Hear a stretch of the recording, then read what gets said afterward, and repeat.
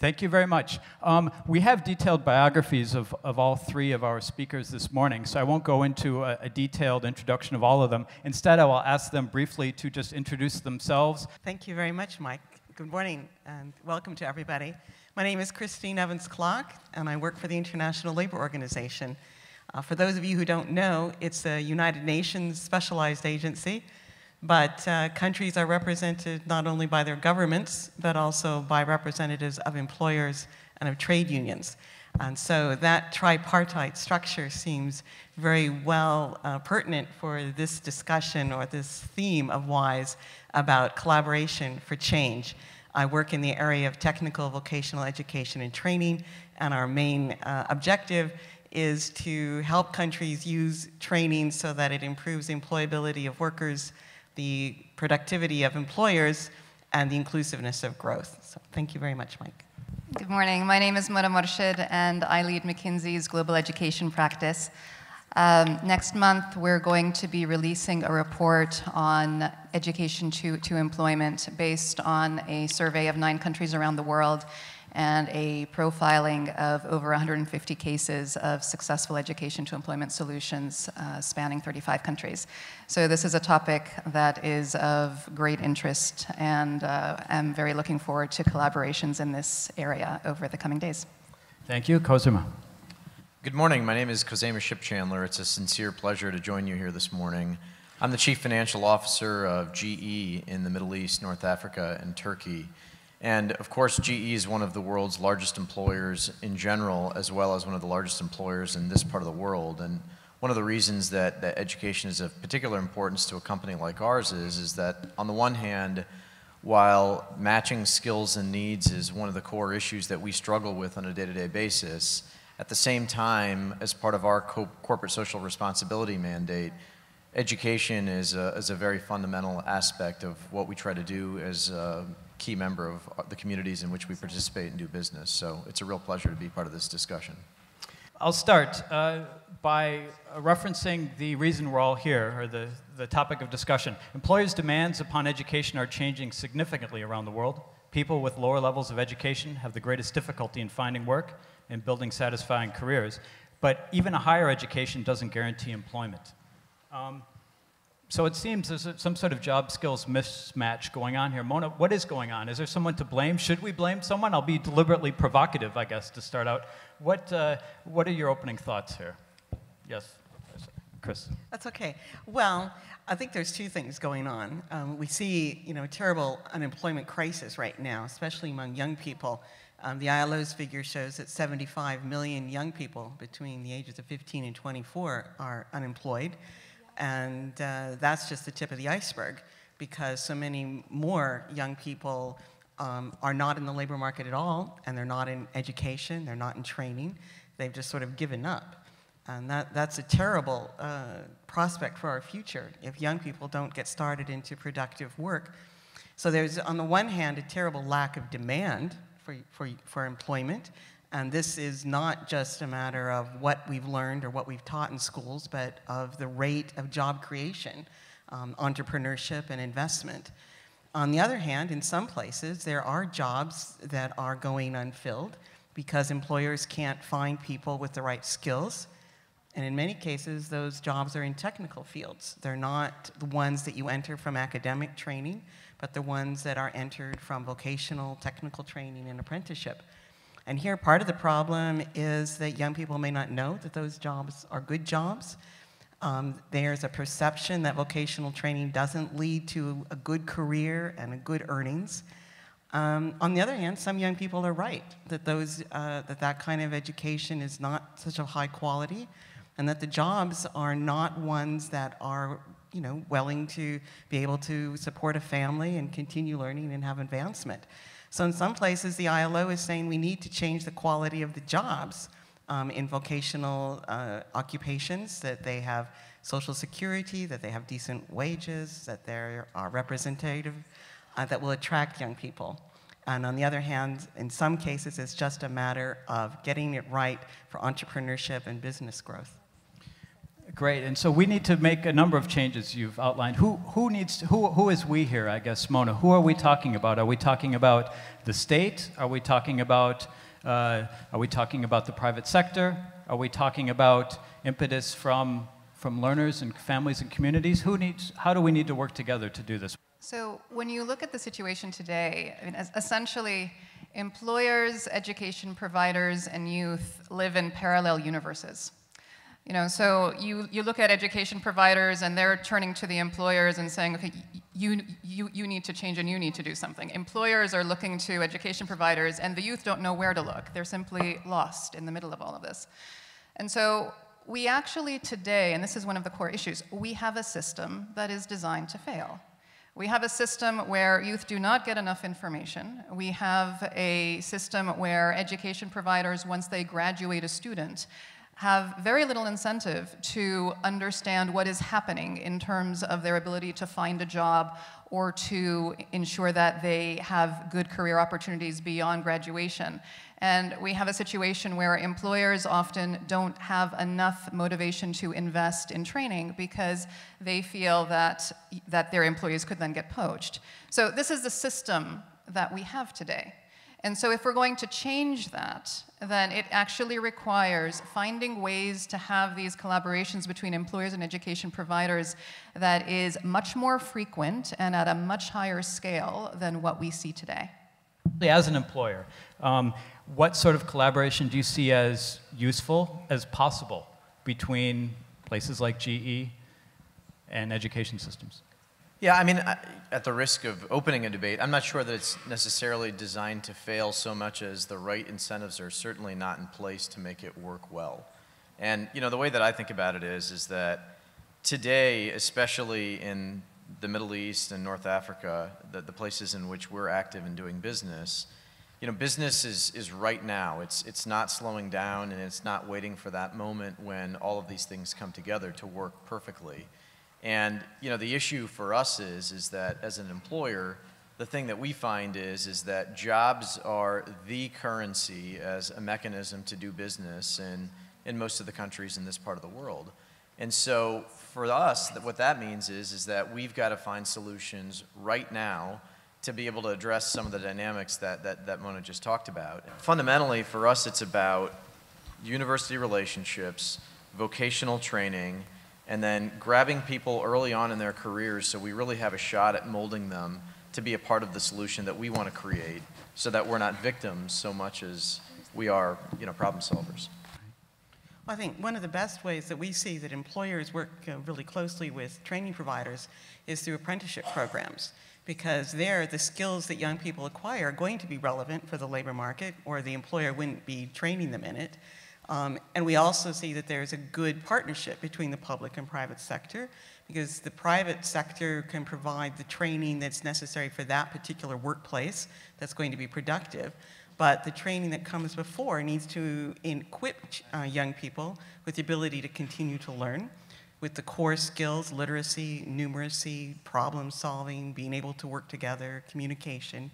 And so that's the partnerships that young people are equipped with core skills that are transformative, that they can take with them to other jobs. But then from the employer themselves, they get the kind of training that's most relevant for that workplace.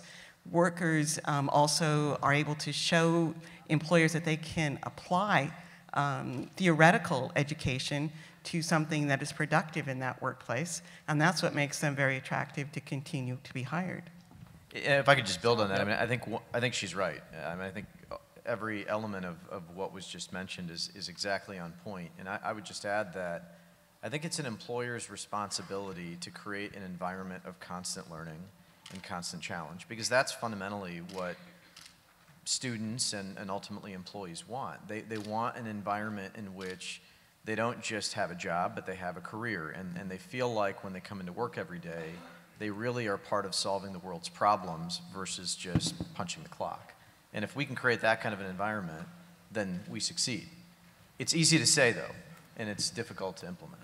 So in the spirit of the debate, essentially, examples such as what you've just described for GE are fantastic, and we've seen similar examples in isolated places. Similarly, apprenticeships fantastic. The issue, though, which we have is there are not enough apprenticeships available to be able to provide the quantum of youth with the training that they need.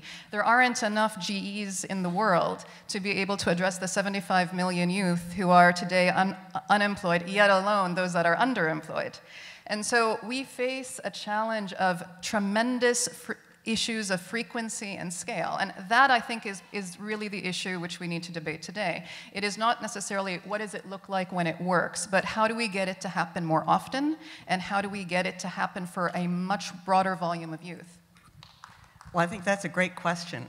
Some of the things that we're finding working to expand the number of apprenticeships is, first of all, to enable smaller enterprises, which are, of course, the #1 employer in the world, to feel more confident about accepting apprentices. Sometimes they don't want to because they think their business isn't broad enough, they can't provide enough breadth of training to young people, or they don't have human resource directors to go out and find young people or to look at their placement afterwards. So we're finding in places like Austria, where the employment services have a tremendous reaching out to small enterprises to involve them in apprenticeships. And we also find in places where small enterprises join together to kind of collectively provide a broader training experience than they can. In places like even in North America, where apprenticeship isn't very common, what they're trying to do is expand the kinds of occupations, because traditionally it's only been in, for example, the construction trades.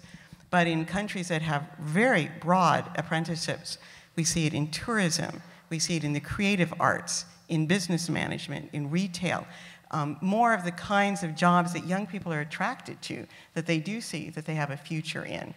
So these are some of the ways that we can expand apprenticeship. In very poor countries, we know that it's not open unemployment that's the main problem. It's, as you say, it's low productivity and underemployment. It's 200 million young people are living and earning under $2 a day.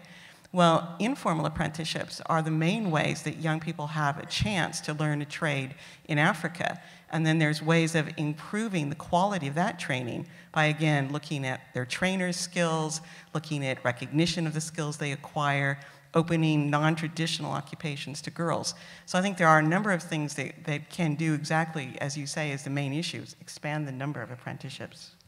And building on that, so what you mentioned, Cosima, you mentioned incentives for these sort of, what other types of incentives are there, whether it's incentives for firms to offer apprenticeships in the face of poaching, as you mentioned, in high demand, where there are skills in high demand? What incentives are there where there are low-skilled labor requirements? I think for multinationals in particular, I mean, clearly creating a set of tax incentives, investment incentives for job localization is really important. I'll give you an example. Here in the Middle East and North Africa, for example, probably unemployment will be north of 10%, and this will probably be the only region in the world that sustains plus 10% unemployment relative to other parts of the world that are a little bit more developed. And one of the core issues that these countries face in particular is that there's a massive youth bulge. And so there's an enormous workforce that is somewhere between the ages of 18 and 34 that is growing at a much more rapid rate than again, other parts of the world. And I think part of the issue is that there's in part a resistance to certain kinds of jobs because of a lack of awareness. And I think, again, by creating incentives for investment on the one hand, but on the other hand, to create training and awareness around what kinds of jobs are really out there, what sort of opportunities do those kinds of jobs lead to. But you've got to bring people there first to be able to invest in these kinds of opportunities, to be able to give people a chance. I think the other thing is that, when you look at some of the governments, and I give the Qatar a lot of credit in this endeavor, there are a lot of cash-rich countries in this part of the world as well. And I think there's a question as to where is that cash being best harnessed? Is it in infrastructure investments, for example, where there's the potential to create the kinds of jobs longer term relative to some of the other types of activities that sometimes countries endeavor to do that don't necessarily have the same payoff? And so, again, it's not a simple answer. It's a combination of all of those things, but without tax and investment incentives in the first place, and then training and awareness as to the kinds of career opportunities that exist, it's not going to get there. You know, a reliance on government work and government jobs and the public sector to sort of take care of this growing workforce, it's just not going to happen longer term. So you spoke about incentives with regards to employers. Let me ask us to imagine a world where we have very different incentives for education providers. So imagine a world where, for education providers, job placement, and not just job placement immediately after graduation, but where you land and what you do over the next 3 to 5 years after you graduate is something that is as important as what are the SAT scores that get you into that institution. You know, so if there are ways for it to be as important how one exits into the job market as it is as how you enter into the university or the education institution or the vocational college, whatever it may be, this world would look dramatically different. Because we would have information, we would know which institutions are best placed to support the set of skills that are going to make youth successful. This is not to say that employment is the only thing which is important in education. Of course it is not. But the system fails if education does not lead to employment. I couldn't agree more with that. I think lots of the issues I hear when I go around the world and talk to training institutions is a complaint that our trainers teach what they know, and they're not teaching what young people need to know, and they're not teaching what employers are looking for in young people. And that's a problem of accountability. That's a problem of how training is being paid for. Because if the public part of financing training was linked to the employment outcomes after you graduate, if that accountability link could be maintained, then there would be a lot of incentive for trainers to talk more to employers and to anticipate what they need today, but what also they need in the next few years, what technologies are coming, to have programs where employers send teachers to technical training schools, where they accept teachers to come and work in the workplace and upgrade their own skills, and again, combine classroom with workplace learning. So I think that is the metric that we need to look at, is the external efficiency, the movement from education into employment in technical schools, and not just look at the internal efficiency with how much teachers are paid or how much it costs to get a student through. I think it's a great point, and if I could just add maybe 2 specifics as an employer to the mix. You know, one of the things that we find as an employer is that's lacking in educational institutions is in 2 particular domains. One is in terms of technology training, especially as it relates to digital, and equipping students to be successful in the digital domain in ways that they've traditionally been trained well in other elements of their education. We're specifically finding a lack of training and education in the digital domain. The other area is in terms of global thinking. And what I mean by that is that obviously the educational institutions that most of us went through 15, 20 years ago served a need that was maybe fine for the way that the world looked 15, 20 years ago. But given the way in which things are so much more interconnected and the way that markets translate with one another so much faster, a lack of global thinking is really holding, speaking frankly, us as an employer back if we can't have students that come in and are able to understand multiple perspectives, multiple languages, multiple nuances that, quite frankly, our current workforce doesn't have. Well, let's stay with this topic a little bit, these right skills. What are some of the right skills that you see really that are valued in the marketplace that for some reason we are not developing in let's start with our young people? Are there specific sets of skills in addition to these digital skills that are really, for whatever reason, not being cultivated in our formal, informal education systems? And if so, why not? There are a couple of ways to answer that question. So in the survey, which we just conducted of over 8,000 education providers, youth, and employers, so when you talk to large employers, they will, by and large, say, you know, we recruit for capabilities and character, we train on skill. When you talk to small and medium enterprises, they essentially say, no, I want the actual technical skill. Right? And because they simply do not have the wherewithal in most cases to be able to provide the training that is needed to provide the skill in question. So that is at a macro level. Now, when you then dig deeper and you really try to understand what are the skills, so essentially across the board, employers, particularly on those who are large, would say work ethic and teamwork are amongst the two most important set of skills. When you now turn to education providers and you ask them, well, which skills are most important?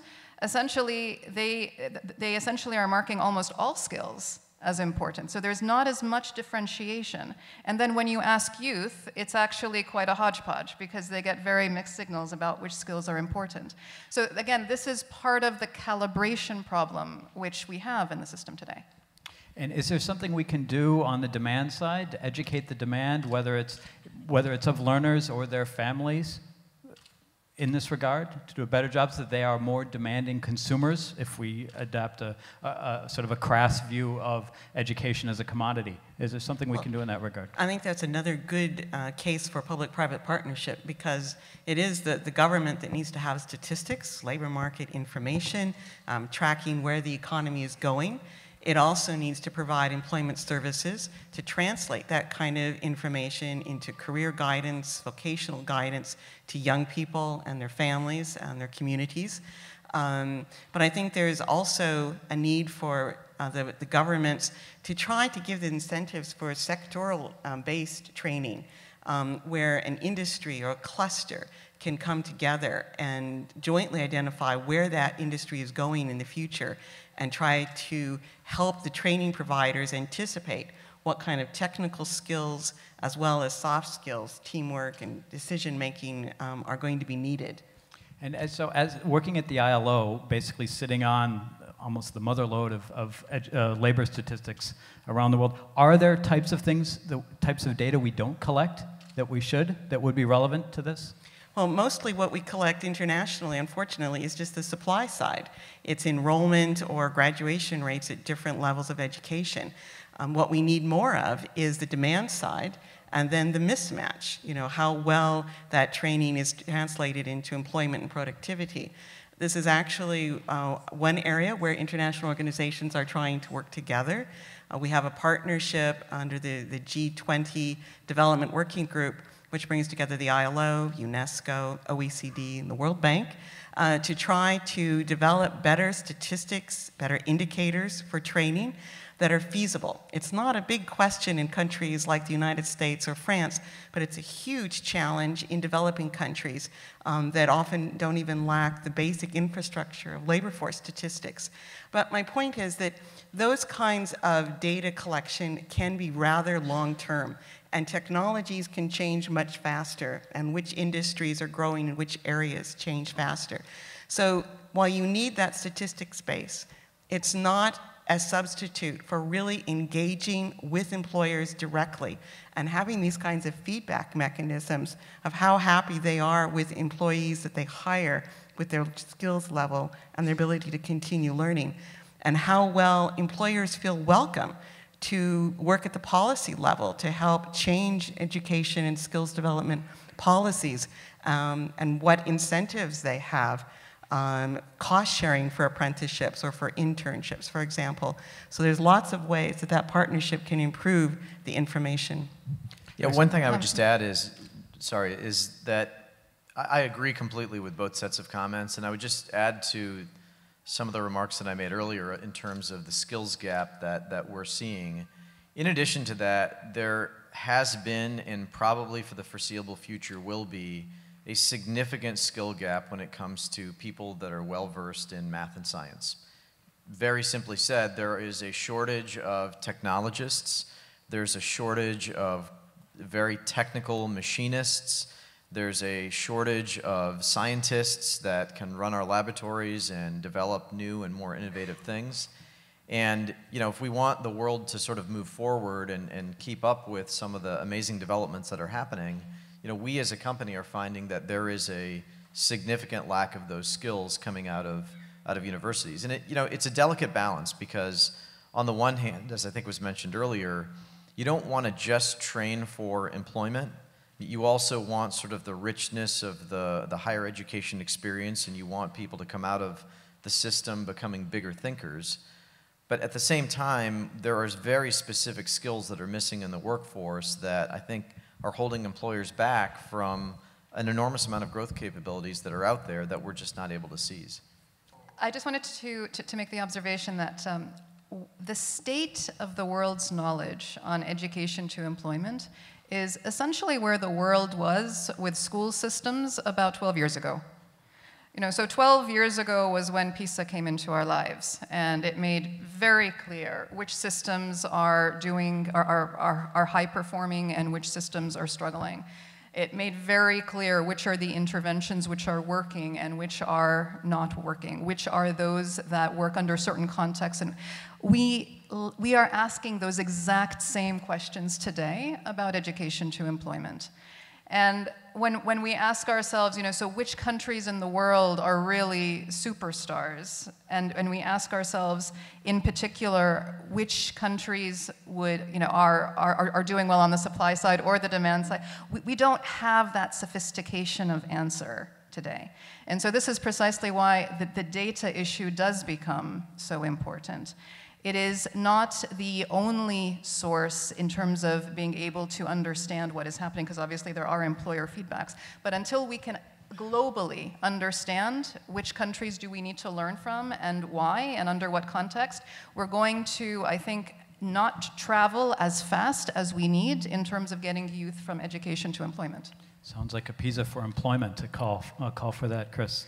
Well, when we look internationally, if you look at which countries have unemployment of youth that is not that much different than unemployment of adults. You find this in countries that have really strong dual systems of training, combining classroom and workplace. So Germany and Denmark and Austria. These countries have unemployment rates of youth that are about 10%, and it's not much different than the adult unemployment rate. Whereas countries that still rely primarily on classroom training have unemployment rates of youth that are 3 and 4 times higher than the unemployment for adults. So I think that's a clue of where we need to look for good international best practices. Excellent. Cosima, you mentioned, and GE, it's very close to your heart, obviously, this issue of STEM, or in some cases STEAM education, with arts thrown in, but STEM education.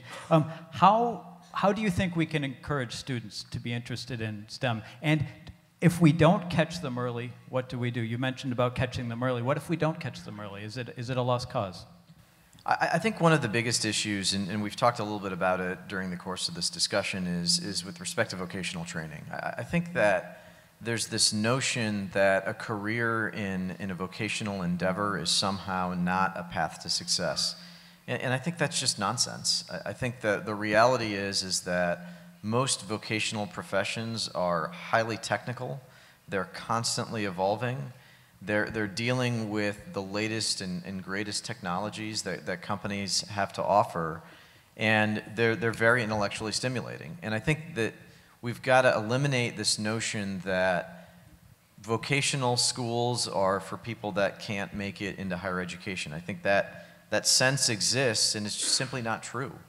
And the reality is that most jobs in developing countries in particular, and especially in this part of the world where we're very active, most jobs are not going to be filled by institutions by students matriculating from institutions of higher education.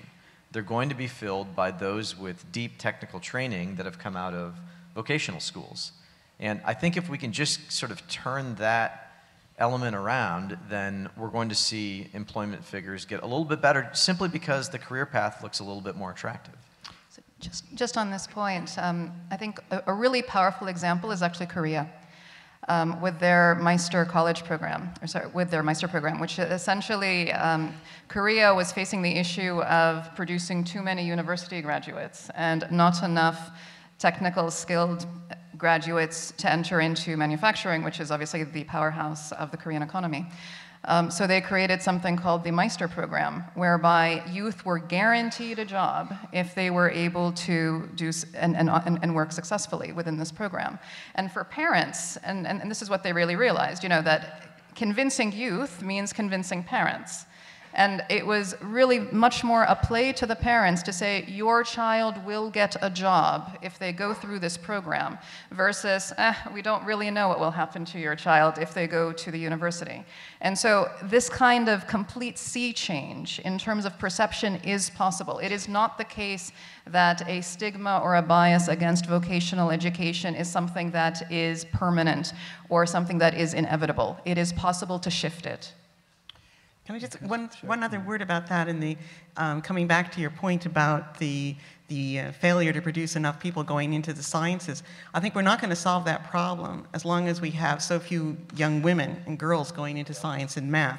Societies need to tap that source of talent if they're going to fill that gap. And so in that case, we do need to look early on as to why girls are sort of encouraged to do one kind of study over another, regardless of their talent, and to think this is a huge cost for society if we do not improve gender equity in sciences and mathematical studies. So I'm seeing some comments on Twitter, and it's making me wonder, some of the things we've talked about here so far this morning, I'm wondering if we'd had a WISE minus 20, or so 16 years ago, would we have been having the same discussion? What has changed? Has something changed fundamentally? Is the labor market, are the needs, the demands of employers fundamentally different in 2012 than they were perhaps 20 years ago? And if so, how so? And if not, you know, what do we need to change? Well, just picking up on the last point, I think the one comment that may not have taken place 20 years ago is the very deep need for women to participate in the workforce. I'm glad that that comment was brought up, because I think it's absolutely crucial. And as we look at employment figures in this part of the world, I mean, you pick certain countries, I won't necessarily name names, but you know, we're looking at female participation in the workforce is 10-15%. That's participation, not unemployment, right? So the figures are simply staggering, and the reality is that there's a lack of role models, there's a lack of necessarily developed training programs.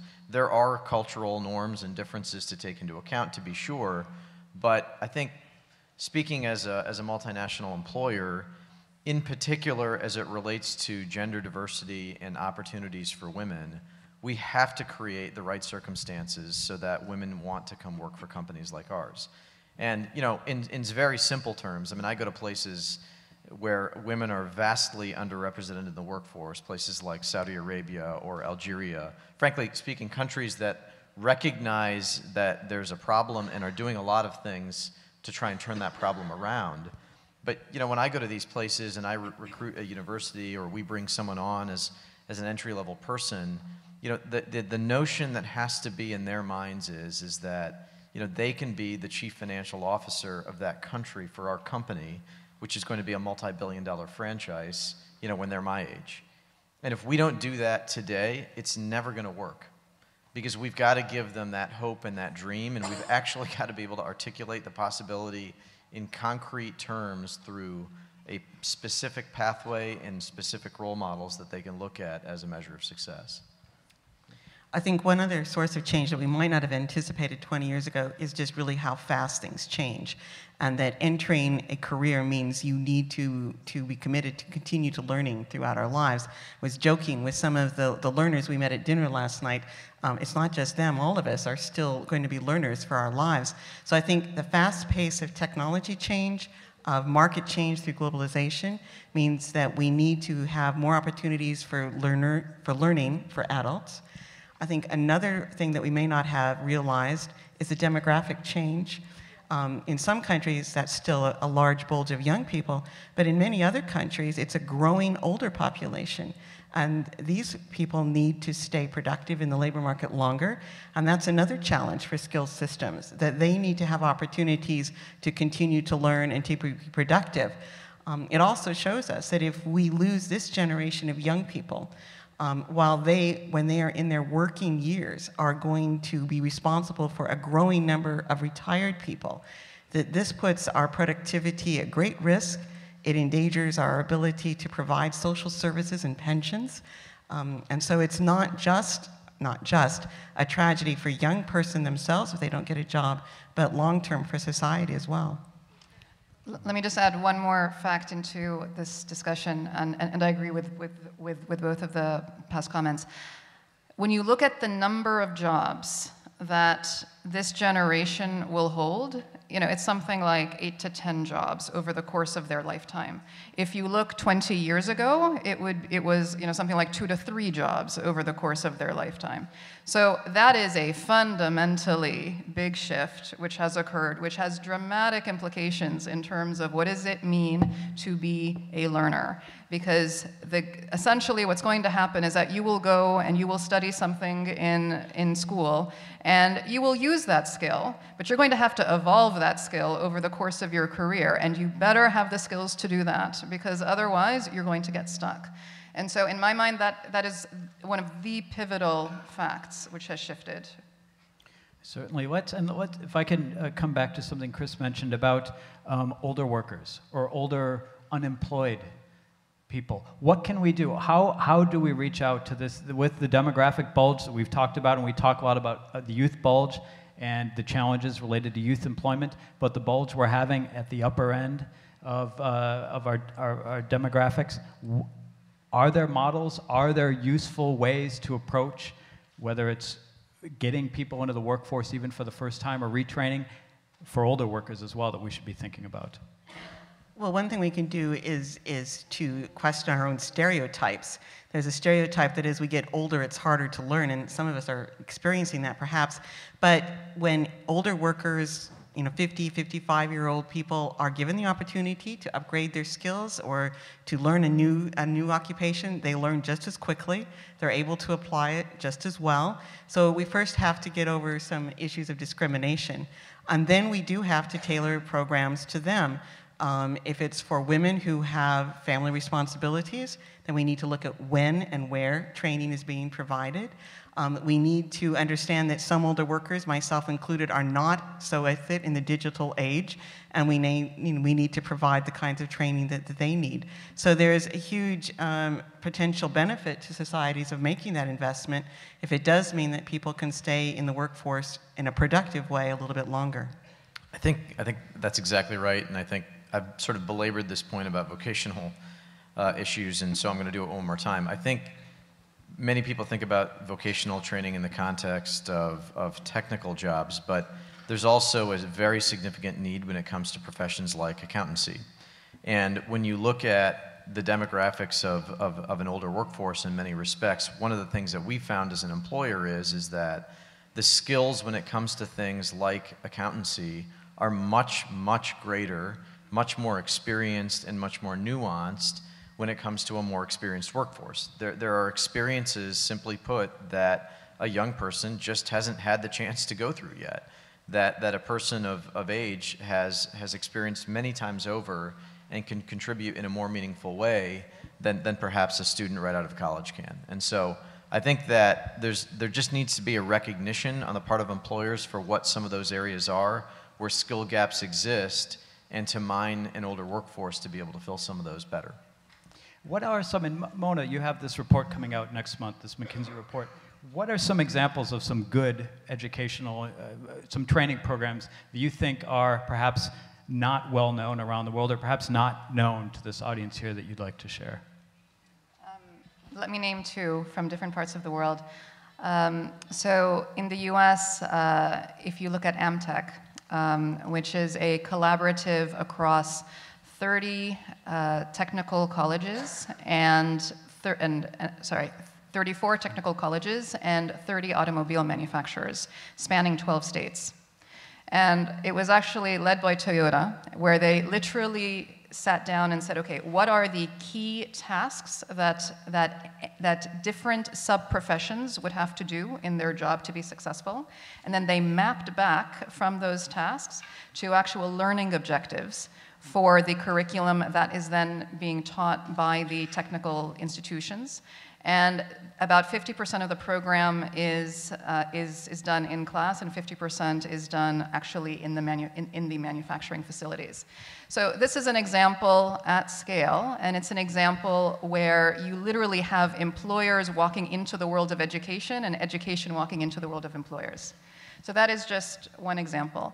Another closer to home here is Americana. And in terms of what Americana is seeking to do to create a cadre of quick service workers in essentially across Egypt. And the focus here is how do you ensure that youth have the appropriate skills? And so again, they have selected youth, they then pay for their tuition, they pay their wages as they are working, because it's, again, it's a joint work-study program. And then those who emerge are given jobs. So essentially, the common features in this is that employers get involved at the start of education as opposed to waiting to see what comes out of the education system. And there is a high degree of granularity with regards to what are the skills that are needed. And then there is a monitoring across the program to ensure that there is sufficient practicum, at least at the 50% level, to make sure that workers really and youth really have the skills that they need. Excellent. I'd like to move out to some questions from the audience.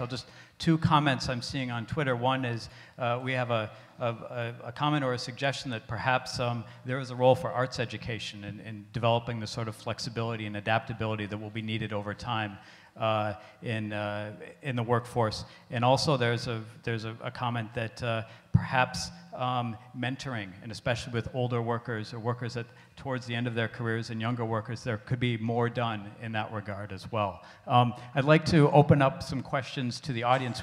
My name is Halim Al-Qadi, and I coordinate work-based learning programs for Himam Qatariya.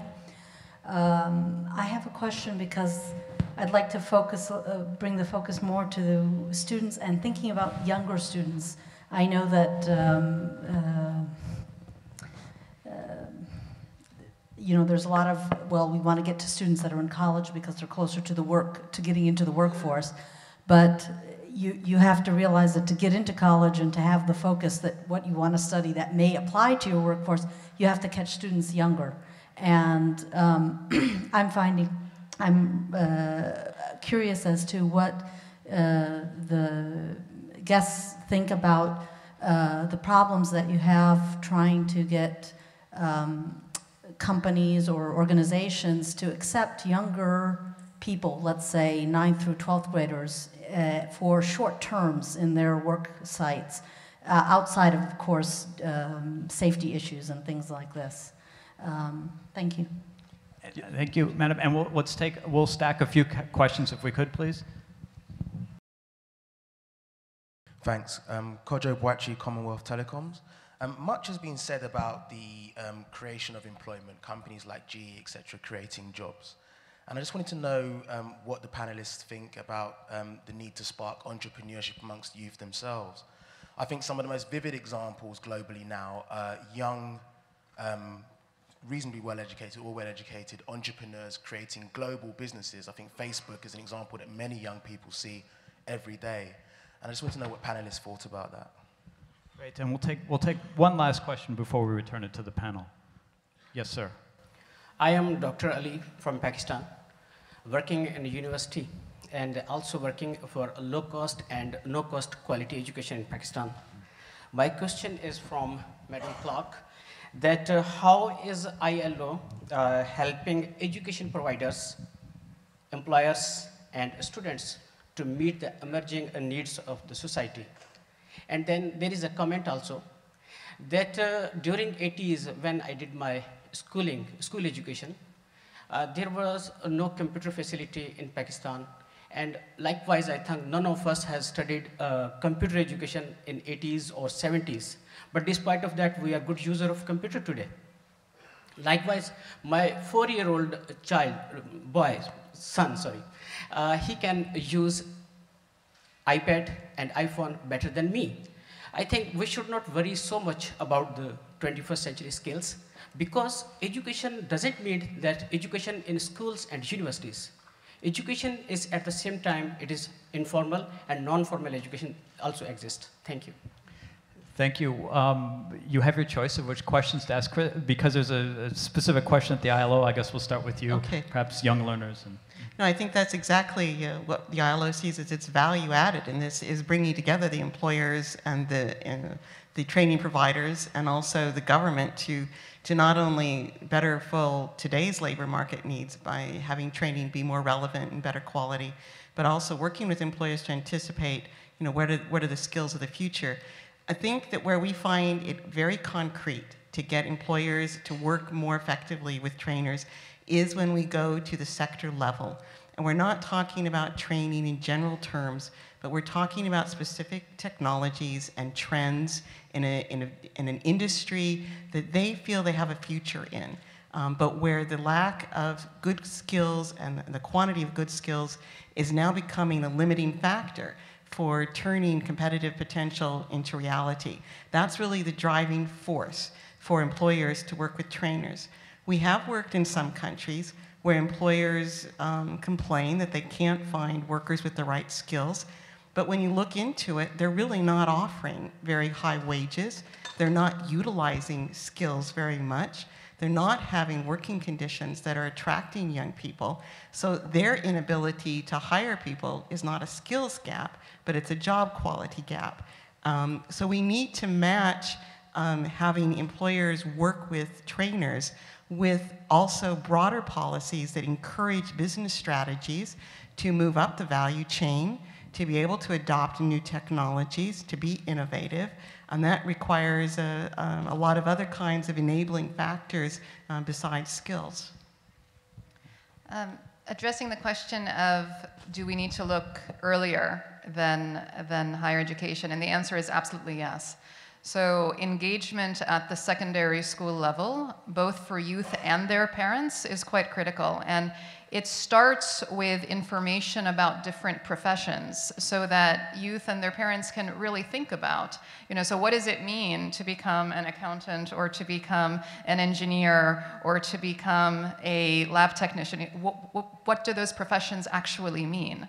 And so we see systematic engagement when it's done well at the level of junior year within secondary school. So that is the first step.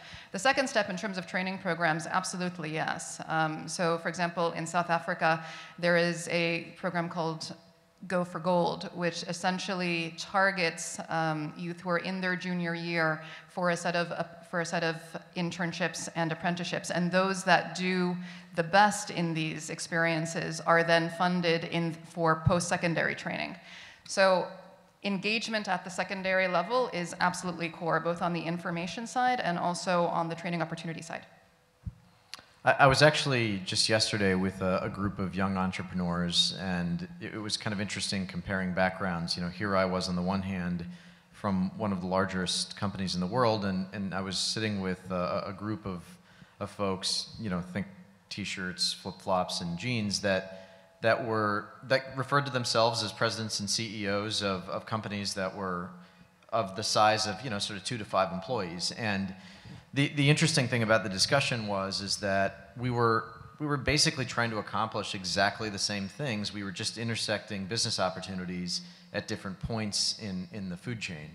And one of the things that we've realized in particular is that, just as an example, is we have an opportunity to develop a much bigger and broader and global supply chain by encouraging entrepreneurialism. And so, for example, in Saudi Arabia in particular, where we've spent a lot of time in our oil and gas and power generation businesses, most of the forgings and castings activity that takes place that ends up getting imported into Saudi Arabia actually takes place in places like Germany and the United States. And you start to wonder why that is, and part of the reason is that an entrepreneur just either hasn't had the chance or someone hasn't provided the appropriate incentives to develop that kind of an industry in country. And so, the kinds of things that we're looking at now are, can we apply seed money? Can we run contests? Can we develop innovation programs where we don't put a lot of money at stake, maybe $50, $100 million, where we encourage others to solve and develop solutions to problems that we're struggling with, and that ultimately will help develop an indigenous industry. And I think your point is right that the vast majority of jobs will probably happen from small and medium enterprises versus large companies. Can I just come back on that question, because I think the two questions were quite well linked. We find that being able to include awareness about entrepreneurship, about business management in vocational training, at secondary or even university level, is one great way to attract young people into vocational training, because they can think about starting a business down the line, and that is for some young people very attractive, rather than thinking about vocational training as just a second best academic training. And this is a way we can include this kind of training in that age group, secondary education, that businesses can come and talk about entrepreneurship, talk about starting a business, and help young people realize that acquiring a technical skill can lead them into self-employment. Let's take time to ask another 3 questions, and actually we'll ask 4. The first one I'll ask on behalf of someone from Twitter. It's about this issue of ethics, and are there roles for training institutions to teach and to help develop ethical workers? What are the responsibilities of employers as well, and how does that relate to the whole conversation we're having now? That's our first question. Our second question will come from over here. Hello, Mike Brown from Siemens. First of all, I'd like to agree with everything that you guys have said. I hope the world does as well. We're focused on STEM education, and our commitment to education is that we're providing industry software to schools free, because we recognize that children, young as ages of 11 and 12, start to form ideas of what they want to be. So we have to give them the latest technology. As well as the technology, we're also giving them the project so they can do STEM, cross-STEM, not science in science, maths in maths, but integrated STEM. The challenge, I think, was implemented by the gentleman from Pakistan, and the problem that we're finding is that students absorb technology at a nano level. They just absorb it. Teachers are living in technology, way gone. We've got to train the students of 11 for technology that's not been invented yet by the time they either enter apprenticeship schemes or exit university. How are we going to address this view for the teachers to keep pace with, mind-boggling speed of technology and advances? Right. Thank you. Next. Okay. Yes, madam. My name is Noor Dukmak. I'm a third-year undergraduate student at MIT studying math. I actually have a lot of conversations with the students in my college, and I remember having a conversation over dinner with another math major who was a senior. She was in her final year, and I asked, what are you doing next year? She's like, you know what, I have no idea. I have no idea what I want to do. And I was like, well, what are you going to do? She's like, I'm going to go to career fair and give my resumes to a couple companies and see what happens. So I saw her in spring semester, and I said, you're graduating in a month. What's going to happen? And she said, I actually got a job. I said, with who? And she told me that it was a job from a company who usually takes computer science and engineering, electrical engineering students, but that, if she had gone through MIT and was a math major, then they would be willing to take her because they were confident that she had the skills that they needed, and that she would just have to go through the training that everyone else goes through and she would be fine. And so it kind of confuses me, because does that mean that we're only going through education in order to gain a certain kind of number of skills that aren't necessarily content specific, and then that we go on to industry in order to be trained there for the specific content that we're going to need? So what kind of is the role of education then? Thanks, bring us full circle. And yes, sir. Dr. Khalid Al-Haq, Higher Education Institute. To capitalize over my friend's question here, if you have unemployment problem, that's that's clear. People will go and look for collaboration. If you have an ability to employ, businesses will go and look for collaboration. If higher education providers send people to labor market without any employment opportunity, they will look for collaboration. But if you have low unemployment, people get jobs like the lady here explained. Labor market don't face any problem with finding their needs locally or internationally. How you can encourage them? How you can secure their commitment to collaborate? Right. Maybe I can start off this time. I think just to pick up on the last two questions and specifically address the one about maybe the role of education. You know, this is Khozema's view, not necessarily the GE view. I've always thought that the role of education is to learn about life and to develop an enriching experience that's multifaceted, not just in terms of the technical education that one acquires, but also at the same time to learn about a variety of different fields that enrich our overall life experience. And I'll just use myself as a personal example and bring it back to GE.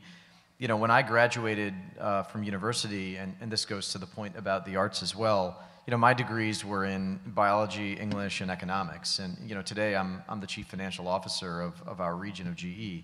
So you might look at that and say, well, how do you reconcile what I learned in school relative to, you know, the kinds of things that I do every day? And I think on the one hand, is there a direct correlation? Not necessarily. On the other hand, did I learn on the job most of the things that I needed to because of the kinds of training that GE applied and the sorts of things that Mona talked about in terms of what large employers believe that they can do with young, smart, hungry people? Yes. But by the same token, I think you would also be surprised at the number of times that I reference my secondary education, my university education, and think about problems from the vantage point of a biology student or an economics student. And I think it just brings a much more diverse and unique perspective relative to the guy or gal that came out of a strict accounting program. And so I think the role is always going to be multifaceted. There's no simple answer. But I think that the role of very large multinationals in particular who have the resources at their disposal to take advantage of students of all stripes that are smart and hungry and are able to train them is to grab that diversity, because I think that's what ultimately leads to the best answers in the marketplace and for companies, allows for companies like ours to win. Right. I don't know. Mona, if you want to jump on one of those questions, perhaps the teachers wonder. And there's also a question on Twitter, how can the McKinsey report be obtained and when will it be out? That should be an easy one for you to answer. That's easy. So the report will be released in early December, December 6th. So, and it will be online. So that will be easy to download. So let me try to respond to two of the questions. So one to the MIT colleague. Essentially, it's important to recognize youth and employers are not monoliths. Right? So there are segments within each of these. And within the youth segment, or within youth, you know, there are probably like 5 or 6 different segments. And there are those that are going to land on their feet because they have worked very hard, and I'm sure that your friend has worked very hard to get to where she is, and has worked very hard in her program, and has all the capabilities and character that, you know, a company like GE or other large companies look to and say, you know, we will train you because you've got all of the intrinsics which we need. I think what we're trying to solve for here is that, you know, that particular segment, you know, is quite small in the global span, right? And so what we're trying to solve for are the youth who don't get that opportunity, who don't get that investment, who have been let down multiple times throughout their education history. And so it's a different question in terms of what kind of support do they need, and also what types of skills are going to make them most successful and have the greatest potential in the job market. To the question of teachers and how do we make sure that teachers are able to keep up in order to be able to support youth. You know, I think we are in the era of serious games, and we are in the era where simulation is now becoming an increasingly cost-effective tool. And so I think what we're going to find, I mean, and this is a perspective, and let's please debate it. I mean, I actually think that in many ways simulation is going to be the mentor or the apprenticeship of the 21st century.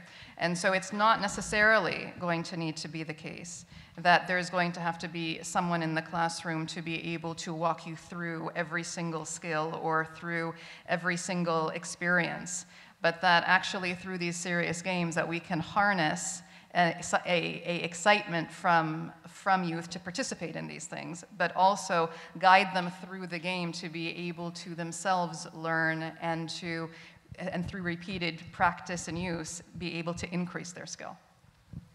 I just wanted to come back to your question that came on Twitter about ethics. I think that was also an interesting question. I think to the extent that training institutions model good behavior, that they have a diverse student body, that young people learn how to work together across minority lines, gender lines, nationality lines, that is a very good asset for them at the workplace, to the extent that they learn cooperative ways of learning and are able to articulate when they have individually contributed versus when they have contributed to something collectively, that's also an ethical issue, and it's a skill that is highly regarded at the workplace. So I think those are some of the ways that institutions can model the right behavior, and if they have a reputation, that can help their students. I also appreciated the question about challenges for teachers.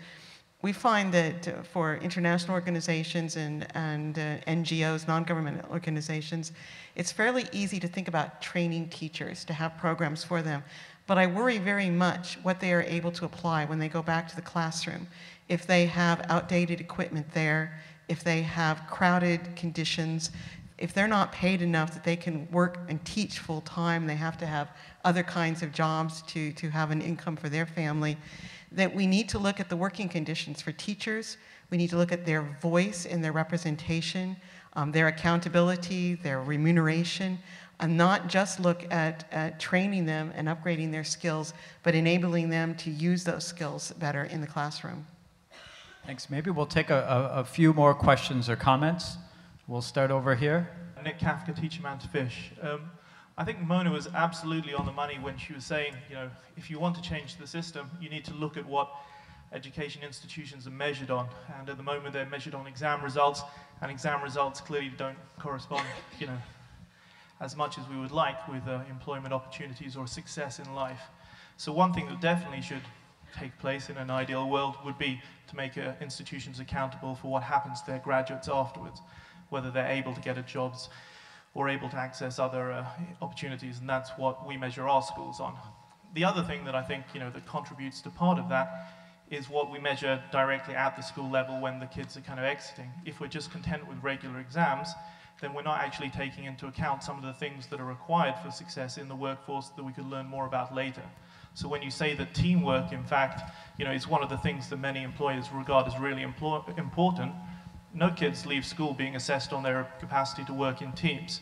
So the question is, can you imagine a situation where schools actually have some measures of other soft skills, for instance, that are relevant to future success, not just the academic skills that are obviously sort of important? Thank you. Madam? Thank you. I'm here, Dr. Adria from Uganda. I'm sitting here listening to all the different proposals, and I'm saying to myself, the girls that I work with in schools will never get to the stage where you'll ever meet them. And I think I want to compliment the last speaker. The result system eliminates them literally within the 4 years of being in school. But I'm also listening, and we are talking about training them for something. And I want to get you to think about training themselves to be themselves, because that's where they need to start. Thank you. Hi, I'm Manaz Ansar Khan from Pakistan. I'm just trying to make a statement here to capture some of the other comments here, that there may be a need at school level to create self-management modules rather than wait for industry to do its job. The school can do its job, but at an individual level, create a guideline for students to be able to measure their own aptitudes with the help of the school, of course, And then also inculcate the ethical element, such as you gave an example, Mr. Shipchandler, yourself as well, where you may have studied different subjects, but then you pursued a career that was slowly, moving yourself towards whatever vision you had defined for yourself. In most cases, our youth are not visionary youth. As people have given examples here, there is no concept of long-term planning for themselves. And this is where the schools can do their jobs by giving them guidelines and helping them to define and redefine their own vision. You can take, being somebody working in GE, or even someone who's working as an electrician, train them to try and become the best electrician. People say I may not be earning much as an electrician, but if I am the best electrician out there in town, everybody's going to be after me. Right? Bringing them to that level where they learn how to survive in this competitive environment, becoming a continuously learning individual. So that's the kind of, I think, modules that now schools need to inculcate in their curriculum. Des sortants qui sont dans le marché de l'emploi. Okay? Dans le cas du système duel. On the employment of graduates who have graduated from two different systems, who have dual qualification. And do you have also information on countries which has changed their educational programs in order to comply with the requirements of the labor market? And I'm not thinking only about higher education, but also changes to secondary education, for example. My third question is related to information that you may have on countries which now have a qualifications framework which has evolved, and have those countries reviewed their curricula? If you want to answer one or any of those, and also if there's one message you want to leave with this group. So you have about 3 minutes to do all that. Okay. So there were several questions there and several things that we talked about as well. I guess let me try to bring it home with a few comments and remarks of my own. I think when you really think about education at its most basic level, there are two primary points of contact that any young person that's getting educated has. One is with his or her parents, and then the other is with his or her teacher. And putting aside the parents, which is more of kind of a societal thing, I think the teacher is where education starts and stops. And there were some remarks made earlier in terms of the kinds of conditions that we need to create for teachers, and I couldn't agree more. It's a very personal thing for me because on the one hand, my wife was a teacher before she left the workforce to care for our children, and at the same time, she grew up in an environment in sub-Saharan Africa, which is one of the places in most need of great teachers and great educational infrastructure. And when you think about it, it's truly sad that teachers are given woeful conditions in which they're expected to work miracles to develop students for the future. And so I think if there's one message that I could leave here and sort of at the same time wrap with some of the comments made most recently, it's if you just thought about what it would take for governments and other institutions to just simply pay teachers more to attract the right people to the field that would do the kinds of things that we've been talking about through the course of this discussion, I think that would solve probably half the problem. You'd still be left with another half, and that would take into account all of the other great things that we've discussed, but it has to start with teachers. And without a great teacher foundation, we'll just never get there. Mona? Let me respond to the question of, are there actual mechanisms to be able to assess soft skills? So things like teamwork, critical thinking, etc. And unfortunately, the world right now understands that soft skills are very important, but the world has not yet figured out how to be able to assess those skills at scale. And by the way, it requires very effective teachers to be able to do that. Right? So in cases where it does happen, it's essentially by, at a school level, you can do that. But at a system level, it is quite challenging to do that. And so that's not a very satisfactory answer, but that's unfortunately where we are in the world at the moment. If I were to think of, just one final message, I think that a lot of what we have discussed today is about painting a world and imagining a world that looks quite different from the one that we live in and exist in today when it comes to trying to move youth from education to employment. And if there is one thing that we can do is to try to create that system. So to create the system where education providers do actually indeed worry as much about the exit as they do the entry, to create a system where we really are focused on ensuring that we have great instructors in every classroom, not just in some classrooms, to create a world where we do have the quantum of apprenticeships that we need. So it is fundamentally about creating a system that looks quite different from the one that we have today. Okay, thank you.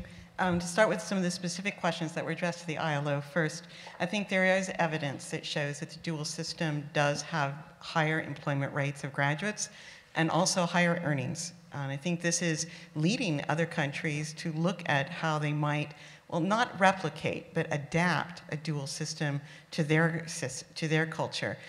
In Germany, this has evolved since the Middle Ages. I think we need to look at the principles behind the dual system, which are most importantly the work with employers, that they are intimately engaged with trainers and that there are incentives to share the costs. And those are the principles that we're looking at trying to help countries who want to have better youth employment rates to adapt. Qualification frameworks we find have some of the same challenges, that if they come, just from the education system, and they're not really based on employers. That's the example of looking at what training was needed in the automotive industry and thinking back to curriculum. If qualifications are made without that, then it becomes a quite minute system, a very technical system, and doesn't really include the soft skills that employers are looking for, and it's very hard to keep it up to date in what we've found. One question about teachers. We saw that Finland won the PISA competition a couple years running, I think. And one of the ambassadors from Finland where I was working tried to explain how what accounted for that success. And in his point was, we really value teachers. They are professionals. They have the highest social status. They might not have the highest wages, but they have enormous social status. And that translates, into appreciating the whole training system. One final thought. We're looking a lot today about unemployment and problems in the labor market and how skills can help us resolve that problem. But I think we also need to remember the development perspective of skills and education. The skills is also a driver of change. It's not just responding to it. When employers think that young people have the right kinds of skills and that they can continue learning, this becomes part of the enabling environment to attract international and domestic investment. This is how better education and training can indeed lead to a better job situation. So I think when countries that are either poor or that are facing financial crises think they can't afford to invest more in improving their training system, we need to change that around and think of that as an investment in the future and in future productivity, and not just as a cost for today. Investment in the future, indeed. How to wrap up this discussion? I don't think I can, and I don't think that's our point here. I think our point is to further a discussion, and you're welcome. Unfortunately, our time here has ended together in this room now. You're welcome to continue this discussion online and outside this room as well. I'd like you to please join me in thanking all of you, the people who joined us online on Twitter, Chris, Mona, and Cosima as well.